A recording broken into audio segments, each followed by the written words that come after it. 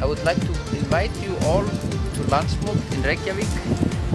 We will have a big carnival, the best horses and the best riders of Iceland. Please join us. Welcome to Landsmót 2018 in Reykjavík. I'll see you then. Välkommen till Landsmót 2018. Reykjavík loves horses. Allir að mæti Víðidalinn 2018. Hérna verður stuðið og stemmingin.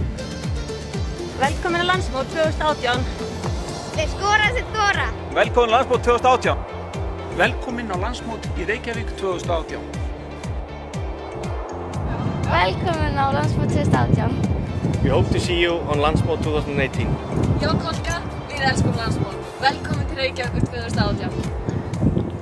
Velkomin á Landsmót 2018.